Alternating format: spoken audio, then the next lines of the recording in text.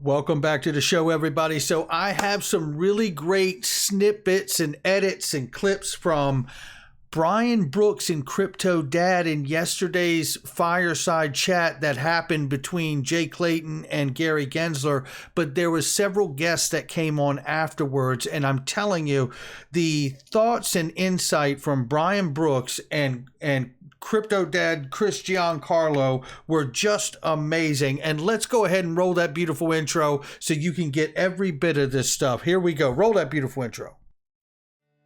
This is Digital Perspectives with Brad Kimes. Subscribe for new content notifications.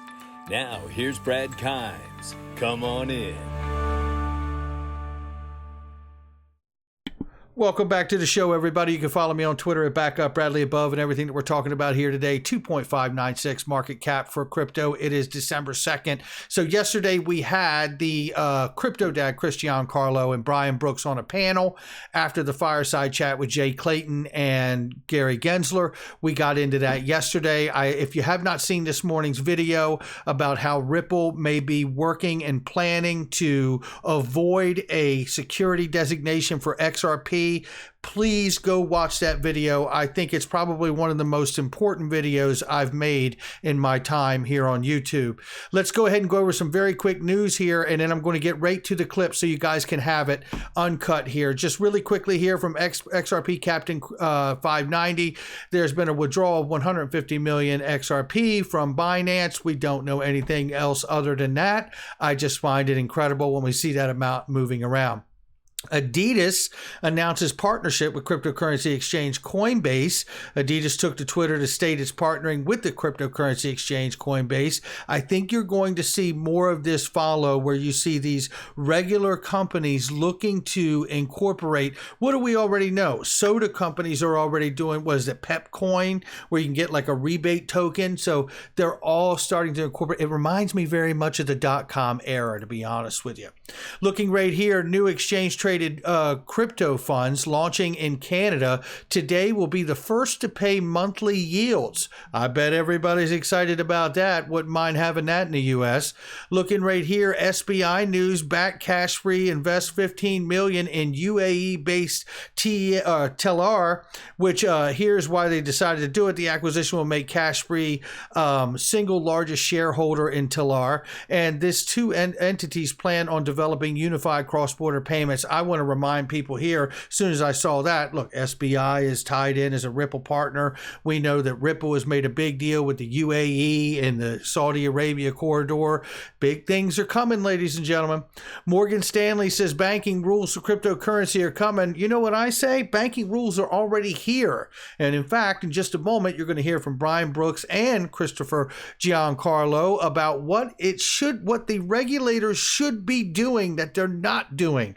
And I tell you, what you're going to hear, I believe, is probably some of the most powerful thoughts and insight about what's wrong with U.S. regulation, especially when it comes to Gary Gensler and the SEC. Bank of America news sees massive opportunity in Metaverse for entire crypto economy. You know what? So do I. So do I, honestly, and I'm glad to hear Bank of America does as well. You know, guys, I'm in Gala, I'm in EQ, I'm in Decentraland. I have some positions there. Yeah, I do. Yeah, not financial advice, but my digital perspective. Here we go right here. This is a deadline coming up in December 6th, thanks to Daz here.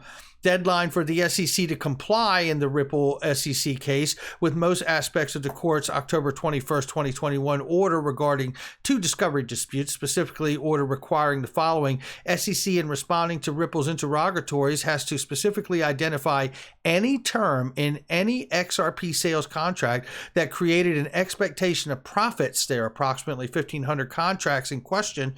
Those answers are due by December 6th. SEC has to answer whether efforts by Ripple were necessary to affect any increase in the price of XRP. The answer is due there again in December 6th. The SEC has to respond to 776 requests for admission that relate to Ripple's fair notice defense, but Judge Netburn gave the SEC until 30 days after Judge Torres rules on the SEC's motion to strike Ripple's fair notice defense to provide those responses.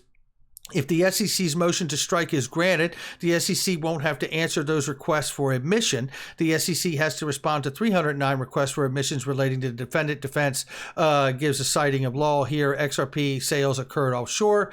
It says those responses are due by also December 6th. The SEC has to answer whether XRP Ledger was fully functional when the XRP distribution started in 2013.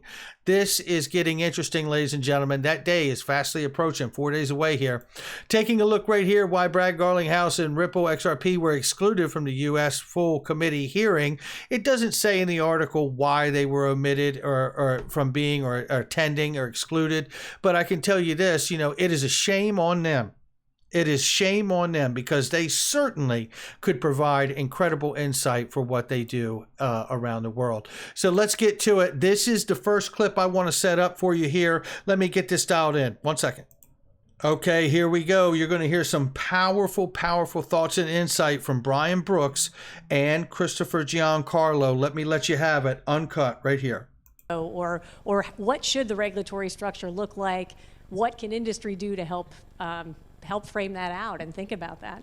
Yeah, so Kathy, that is a great question. I think one of the big problems we have in breaking through in Washington and frankly in the state governments as well is this idea that crypto is a unitary thing. And thus, you hear people talk about should there be a special crypto regulator that's different from the bank regulators or the broker-dealer regulators or whatever.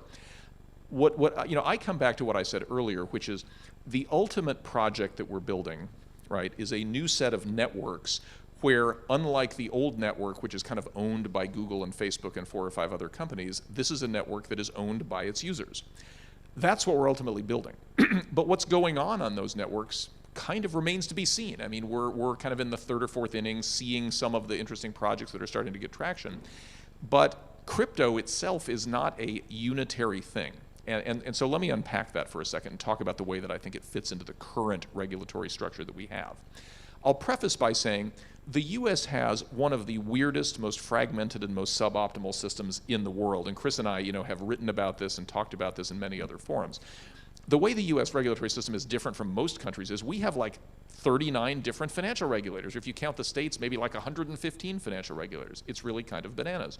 You have 3 different agencies that regulate banks. You have 1 agency that regulates equity markets, another that regulates derivatives and commodities markets. You have yet another one that regulates monetary policy and the money supply and the payment system. It's really odd. And so you have a little bit of vying for primacy and trying to shoehorn crypto into a single place. I think that's the wrong way to think about it because our current system is set up based on something that we think about as entity regulation. I regulated the banks, Chris regulated the commodities and derivatives markets, et cetera. And so we have jurisdiction into one kind of company. The way to think about crypto, I believe, is fundamentally it's about building networks. And we actually don't regulate networks in this country. There is no internet regulator. And that was a conscious decision that some of you in the audience actually worked on in the 90s, is to make sure that there isn't an internet regulator. Instead, the way the internet is regulated is based on the underlying activity that's being built on that. And so, for example, if you're an advertiser on the internet, there are FTC rules about truth in advertising. If you're a bank that has an internet app, there are banking regulations about how you have to interact and what kind of security you observe, et cetera, et cetera. But we don't regulate the networks. And so what I think about here is some of what goes on Web3 is financial in nature and involves things like lending and credit transactions. And we have a set of rules about lending and credit transactions. The new Web3 approach solves some of those issues, and so we don't necessarily need to impose bank-like regulation on a decentralized lender. I mean, for example, if you have an algorithmic lender, it's not 100% clear that certain concept of disclosure or certain risk management protocols apply when humans aren't involved, but some may, right? You have decentralized exchanges, which are engaged in certain kinds of activity. They're probably well covered by existing rules. But the point is to focus on the activity and the risk and ask yourself what's going on here. The main point I want to land with you, because I don't want to filibuster this answer, but the main point I want to land, it kind of picks up on a comment that was made during the SEC discussion earlier today, which is that similar activities should be regulated similarly. I would propose that we modify that slightly. I think that similar risks should be regulated similarly, but I think the idea of similar activities being regulated similarly is a little bit goofy in a way that bears some scrutiny. The way I think about it is, okay, it is my favorite example, is long, long ago when television was invented, we established the Federal Communications Commission and gave it the power to issue broadcast licenses to television stations and said you may not broadcast television over the airwaves without a license. And we did that for obvious reasons. There's limited spectrum, we can't have stations interfering with each other, et cetera. So that all makes sense. Race forward 50 years and somebody invents YouTube. YouTube similarly is distributing video content that we can watch on a screen. It's very, very similar to television. If you think it's a similar activity that requires a broadcast TV license, we wouldn't have YouTube because YouTube wouldn't be solving any problems, right? If you required them to have the same regulatory overhang that NBC has, it wouldn't exist.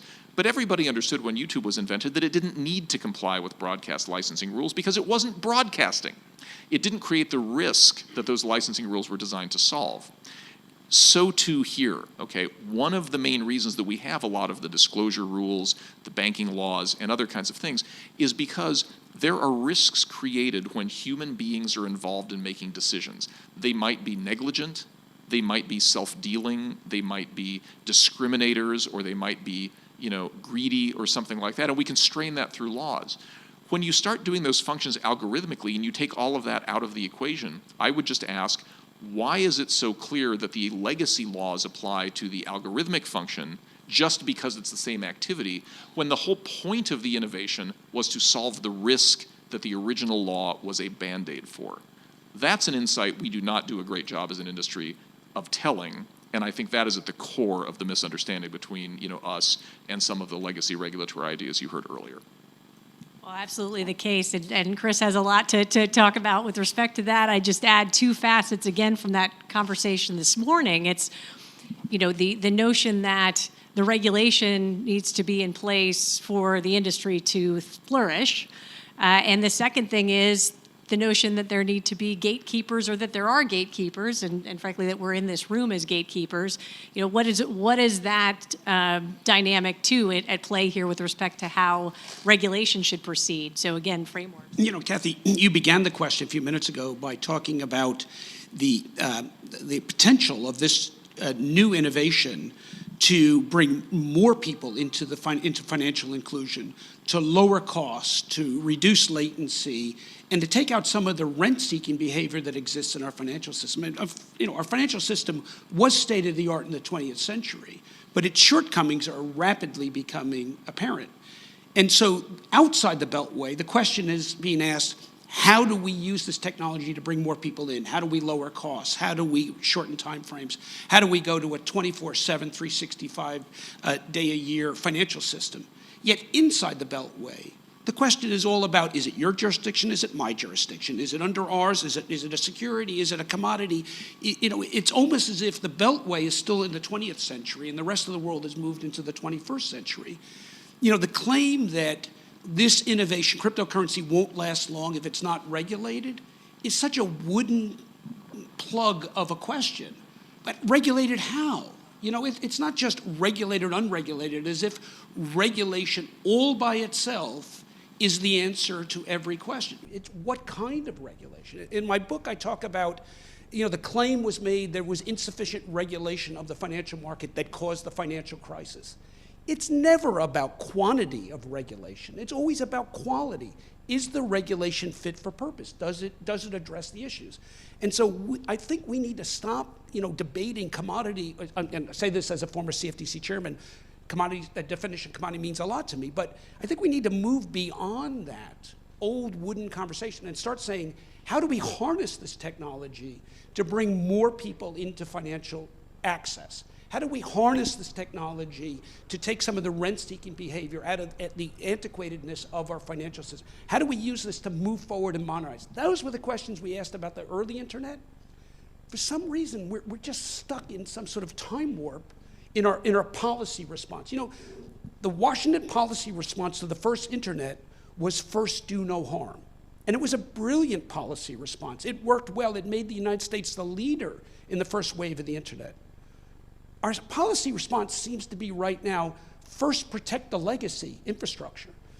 First protect the legacy regulatory framework. It's not how do we advance this technology, it's how do we seem to protect what's happening, what the Beltway structure looks like. And it's such a disappointment as quite frankly, as an American who benefited so much from that first wave of the internet, we're not looking at this, how do we benefit from it? We're just seeming to say, how do we preserve the status quo? What powerful, powerful words from both Christopher Giancarlo right there and Brian Brooks before that.